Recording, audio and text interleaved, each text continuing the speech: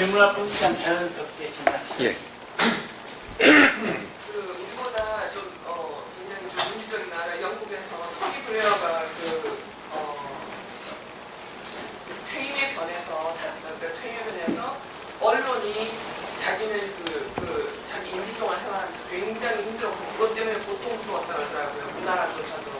근데 우리나라를 지금 보면 아까 맞서는 방법으로 SNS를 열심히 하라는 그런 당부의 말씀이 있었지만 우리 진보 쪽이나 이런 사람들이 항상 주장하는 걸로 언론 개혁이라는 말을 쓰잖아요. 그러니까 그게 굉장히 어려운 길이고 힘든 길인 줄 아는데 대응하는 방식인 SNS 외에 언론 개혁을 할 수 있는 그런 방법이 있을까요? 제가 혹시 또 더 있으면 뭐? 제가 잘 까먹었어요. 하나하나 하는 거예요. 편하게? 예. 이게 주고받는 게 좀 좋을 것 같아요. 죄송합니다, 제가. 네, 저는 오늘 여러분들을 시청자, 독자로서 만난 겁니다. 뉴스 수용자로 전락해 있는, 주는 대로 피동적으로 받는 수용자로 전락해 있는 여러분들이 뉴스 소비자의 권리를 회복하는 방법으로서 말씀을 드렸던 거고, 제가 언론인에게 또는 언론 운동을 하시는 분들에게 언론 개혁과 관련된 얘기를 해보자 그러면 또 다른 얘기를 했겠죠. 언론 개혁해야 됩니다. 언론인들 스스로 해야 되고 외부 자극을 통해서 개혁을 해놔야 됩니다. 방향도 잡아야 됩니다. 근데 거기에 대한 그림들이 너무 광범위해서 또 중요하고 짧게 답변 드리기는 어렵지만 언론인 내부의 투쟁을 계속 요구해야 됩니다. 언론인들 스스로한테 맡겨둘 수 있겠어요? 절대 안 됩니다. 물론 언론인들 열심히 싸운 측면도 있어요. 그러나 늘 모자랄 수밖에 없는 것이 버티는 쪽이 오래 버티면은 싸우는 쪽은 그냥 지쳐서 포기하게 되고 지금 저는 그런 국면에 와 있습니다. 그래서 지금 뭐 촛불 보도 사실상 안 하고 있는, 안 해도 안 해서 뭐 나름대로 싸운다고 하지만 뭐 어떤 싸우는지 저는 사실 동의하기 힘들어요. 사실상 안 싸우고 있습니다. 못 싸우고 있어요. 그러니까 여러분들이 자극을 좀 더 해주셨으면 하는 생각이 있고, 또 이곳에는 이런 정책을 만들고 또 실현시켜야 될 책임이 있는 분들도 있으니까 한 가지만 더 부연해서 말씀드리면, 정정보도를 시키는 거 굉장히 어렵죠. 그런데 정정보도를 하는 경우가 가끔 있습니다. 그 정정보도를 해야 할 때 아주 아프게 하도록 해야 됩니다. 이만한 크기로 했으면, 오보를 했으면 정정보도도 이만한 크기로 강제할 수 있는 제도를 만들어내야 됩니다. 일면 톱에서 한 면을 다 할애해서 오보를 했으면 일면 전체에다가 정정기사를 실도록 해야 돼요. 등가의 원칙을 적용해야 돼요. 그리고 또 하나, 인용한 언론들도 똑같은 책임을 물어야 됩니다. 벌 주는 개념이 아니라 왜곡된 정보를 바로잡는다는 측면에서 그것 역시도 명분이 있다고 하는 거죠. 자, A라는 매체가 동아일보를 인용해서 썼어요. 그 언론도 오보를 바로잡아야죠. 오보로 판정이 난다면. 그래서 정정보도의 책임을 내가 소송을 걸지 않아도 이 같은 사안에 대해서 확인이 되면 관련된 모든 언론사가 정정보도하도록 강제하는 제도가 필요하다. 그리고 정정보도를 통해서 얻은 이익은, 그러니까 징벌로서의 니네 오보했으니까 책임으로 돈을 물어, 이거는 손해배상 제도가 있기 때문에 그거보다는 오보로 인해서 거뒀던 이익을 환수하는 것. 예를 들면 뭐 실문 일면에다가 실었는데 그때 실렸던 광고비 정도, 그게 뭐 정확한 기준이 많은 논의를 거쳐서 만들어져야겠지만 상징적으로라도 그런 이익을 환수하는 제도를 만들어야 되지 않을까, 그런 생각을 하고 있고요. 언론 내부에서의 개혁은 뭐 지배구조 개선 이런 얘기를 많이 들어보셨죠. 근데 저는 그거보다 더 본질적인 이유가 그 부분이 출입처 제도 혁파라고 봅니다. 출입처는 우리가 항상 관심을 두고 감시하라고 출입처에서, 권력기관에서 기자들을 내쫓지 못하도록 만들어진 제도예요. 기자실을 두는 제도가. 그러니까 우리가 갈 수 있게 합니다. 여러분들을 대신해서 감시하러 가는 거죠. 근데 그것이 변질돼서, 내가 출입하는 출입처의 권력 순위대로 기자들의 권력 순위가 결정됩니다. 청와대 출입하는 것은 무슨 가문의 영광쯤으로 아는 그런 썩어빠진 인식들이 생겨요. 청와대 출입 기자가 청와대 감시하는 경우는 아주 몇몇 매체를 빼놓고는 높습니다. 그냥 대변인, 홍보점입니다. 다른 매체도, 다른 출입처도 마찬가지예요. 그 출입처를, 출입처 본연의 기능 일부만 남겨놓고 싸그리 없애야 됩니다. 혁파해야 돼요. 그것을 여러분들이 주문해 주시기 바랍니다. 권력과 유착되어 가는 기자들에게 너희들 출입처를 버리라고, 출입처의 기득권을 버리라고 요구해 주십시오. 저도 열심히 그 부분에 대해서 강조하고 다니겠습니다. 또 다른 질문 있으세요? 예.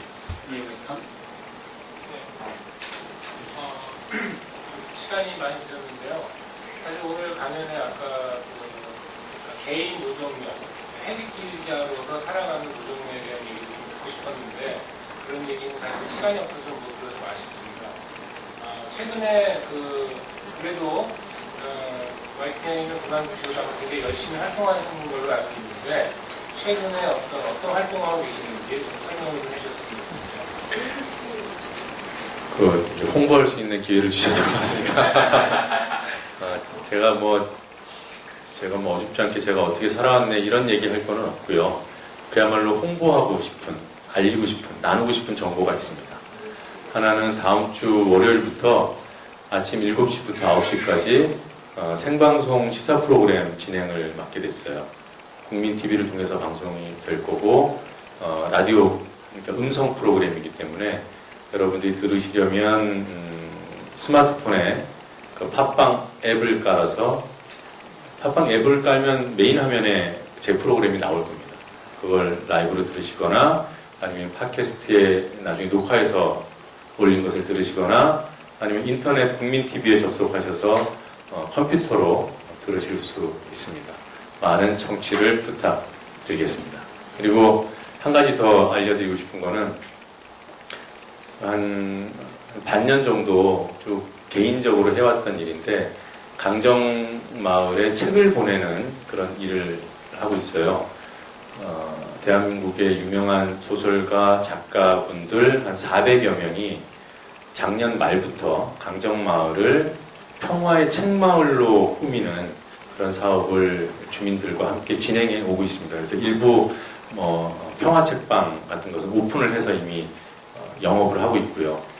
그러니까 여러 책과 관련된 서가, 북카페, 헌책방 이런 것들을 무슨 독립공간으로 오픈을 하고 또 거리에다가 책꽂이 같은 것을 만들어서 꾸미고 이런 일들을 지금 진행하는데 그걸 알리는 차원에서 그리고 많은 분들의 참여를 확보하는 차원에서 책을 모아왔습니다. 6월부터 이른바 10만 대권 프로젝트라고 책을 바로 강정으로 보내면 좋은데 저희가 서울에서 모았어요.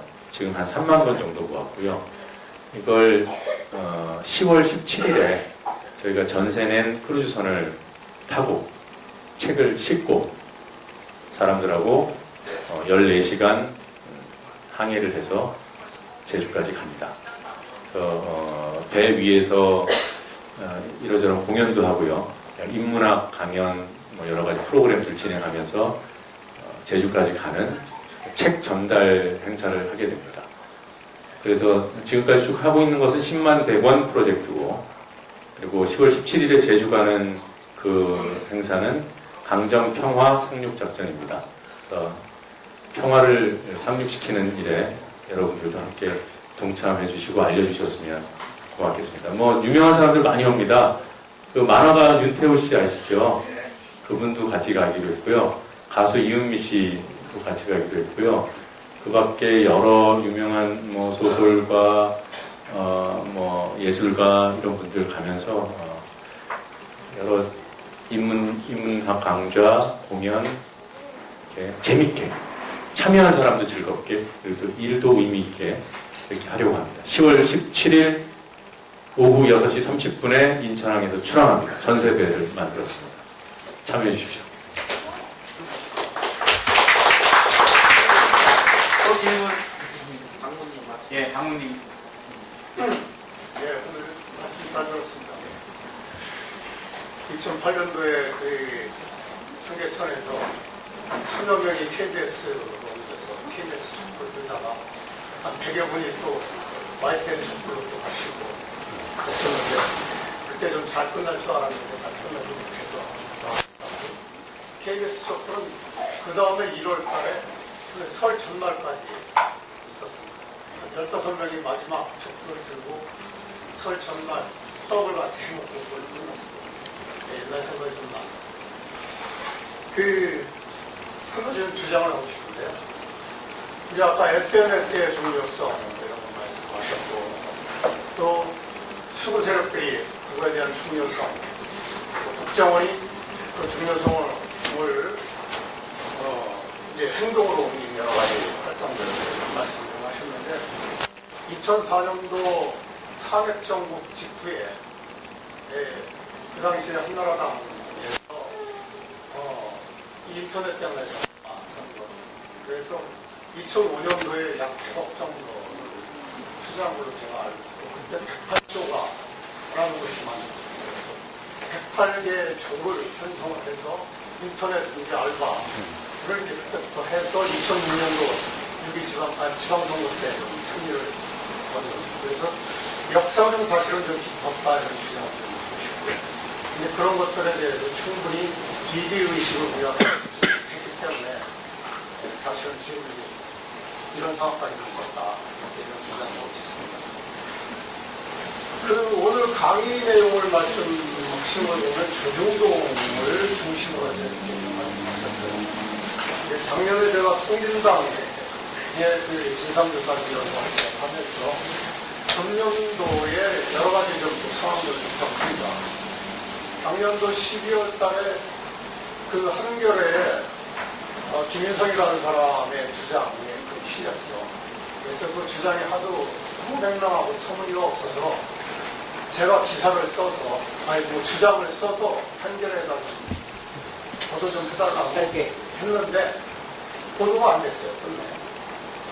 이런저런 그냥 뭉개버렸고 금년도에 또 경향신문에서 또 한 기자가 전혀 터무니없는 주장을 해서 제가 또 전화통화도 해서 본인이 잘못 알았다라고 하면서도 기사 내용을 이렇게 잘 적지 않았어요. 최근에 또 민중의 소리가 또 엉뚱한 주장을 해서 제가 그 언론중재위원회가 이제 정정보도를 하고 있는 상황인데 지금 그 MOU 아까 말씀도 좀 하셨고 그동안에 여러 가지 좀 수고 언론에 그런 그 잘못된 보도 형태들에 대해서 지적을 하셨을 때 왜 진보 언론이라고 하는 쪽에서는 그런 문제에 대해서 보다 좀 세게 접근하지 못했었다는 문제와 진보 언론도 역시 마찬가지로 그런 왜곡 보도의 한 측면에서 같은 입장과 같은 동업자들 입장에서 그랬던 거 아닌가 해서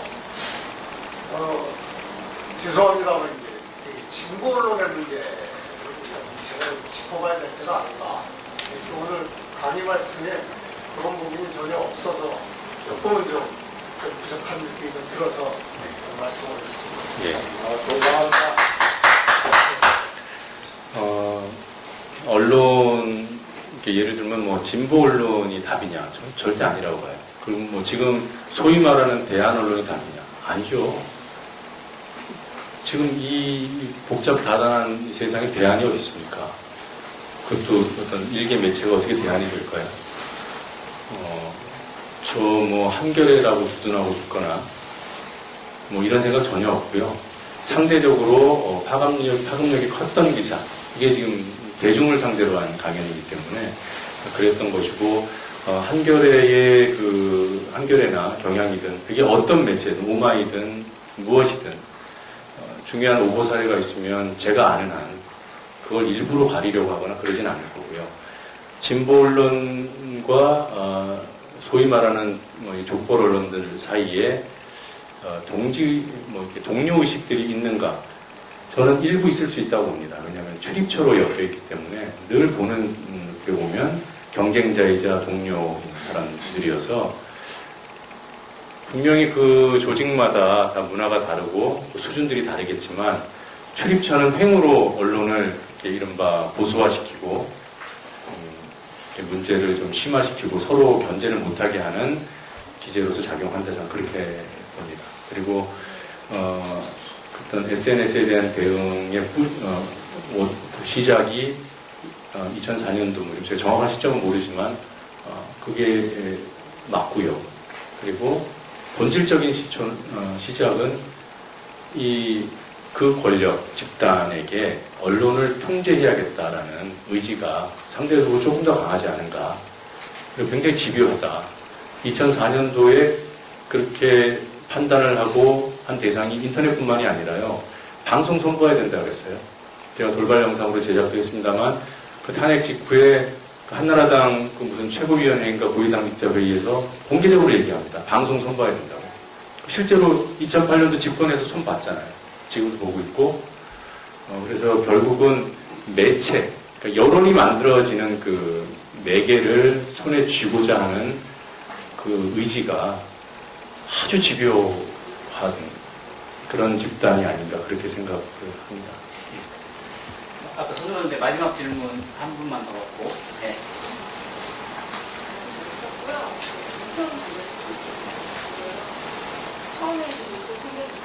들려요. 처음에 종편 생겼을 때 이제 뭐 채널 A 같은 경우는 금방 망할 거다 뭐 이런 얘기 있었잖아요. 그런데 뭐 지금 봐서는 그럴 것 같지도 않고 저만 해도 스로스로 보고 있거든요. 근데 그 종편의 언론계에 계신 분으로서 종편의 영향력을 어느 정도 파악하고 계시고 또 미래는 어떻게 예측하고 계시는지 저희하고 또 다른 정보도 갖고 계신가요? 아니 뭐 특별한 정보 갖고 있는 건 없고요. 종편이 편법? 저는 불법이라고 생각합니다. 불법으로 태동한 조직이고 각종 특혜 속에서 성장하고 있는 조직인데 그걸 뭐 지금 따지자는 것은 아니실 것 같고 종편의 지금 현재 영향력 상당히 막강합니다. 그건 이제 시청률 데이터를 보면 알 수 있고요. 초기에 나타났던 그 애국가 시청률은 작년 대선 정국 때 벗어났어요. 그래서 4개 종편이 공이 하루 평균 시청률 1% 전후를 꾸준하게 유지한 지 수개월이 됐습니다. 작년 한 9월 정도부터 얘네들이 1% 가까이 가요. 케이블 업계에서 하루 평균 시청률 1%는 꿈입니다. 미국의 CNN, 폭스 이런 얘기하면 걔네들이 우리나라 시청률 개념에 비추어서 뭐 대단할 것 같죠. 걔네들이 뭐 시청률 평가하는 판단하는 기준이 좀 우리랑 달라서 사람 수로 체크하지만 그걸 율로 하면 0.78 요 정도 나와요. 우리나라는 지금 퍼센테이지로 쭉 오고 있는데 평균 1을 달성하면 케이블 업계 1등입니다. 그 100수십 개 채널 중에서. 근데 종편 4개가 초기에는 다 0.5 밑에였어요. 그 전에 MBN이 보도 채널을 하면서 한 0.45에서 많이 나오면 6 이렇게 나오던 게 종편하면서 0.5 밑으로 그냥 기어버렸거든요. 그래서 기대 섞인 이러다 스스로 죽겠구나 그랬는데 이제 대성 정국을 맞으면서 얘네들이 거의 사실상 보도 채널로 바뀌었잖아요. 그거를 정부에서 눈 감아줬고 뭐 종편이 아니라 거의 보도 채널. 근데 그러고 나니까 거의 1 가까이. 그래서 YTN이 지금 막 6등, 7등으로 밀려났습니다. 드라마 채널보다 많이 나와요. 그러니까 지금의 매체력은 막강하죠. 그럼 전망은 어떨 것인가? 이건 뭐 제가 스스로 판단한 건 아니고요. 뭐 광고업계에 있는 분들 얘기를 일부 종합을 하면 이런 의견이 있습니다. 이 정도의 시청률이 피말리는 시청률이다. 매체를 포기할 수도 없고 그렇다고 돈을 아주 잘 버는 구조도 아니고 시청률은 나오는데 광고 시장은 지금 이미 딱 한정이 돼 있거든요. 서로 뺏어가는 구조. 또 자본 확충 구조도 굉장히 안 좋아요. 채널 A나 TV조선 같은 경우에는 작은 돈들을 막 땡겨서 모아놨잖아요. 책임 있는 대주주가 안 보입니다. 중앙 빼놓고. 그런 자본을 지속적으로 안정화시키는 게 하나의 과정이고요. 과제고, 그 다음에 시청률은 높아졌는데 적자는 유지되는 구조가 유지되고 있어요. 그래서 기업으로서는 상당히 불안합니다. 근데 매체로서, 언론 매체로서 영향력은 막강해졌어요. 결국은 전망, 정부의 의사결정에 달려있다고 봅니다. 한두 개를 문 닫게 해서 파일을 살아남은 자들한테 많이 줄 것이냐. 종편을 다 없애는 건 현실적으로 불가능할 겁니다. 그렇게 동의하는 게 아니라 전망을 그렇게 해요. 근데 하나 정도는 닫을 수 있지 않을까? 라는 생각을 해보지만 그것도 쉽지 않을 겁니다. 그러니까 하나 정도 문 닫게 하는 것이 종편이 망하는 건 아니잖아요. 오히려 살아남은 종편이 더 세지는 거기 때문에 어느 쪽이든 우리는 하여튼 힘들게 생겼어요. 죄송합니다. 이런 우울한 말씀을 드려서. 자, 뭐 워낙에 우리 시간을 부탁을 뭐 시작이 조금 한 10분 정도 늦었긴 했습니다만 9시 반까지 열강을 해주셨습니다. 우리 이영희 선생님, 뭐 그리고 그동안 큰 언론인이었던 정현주 사장 이런 분들 능가하는 한국의 대언론인으로 성장하기를 우리 응원하면서 큰 박수로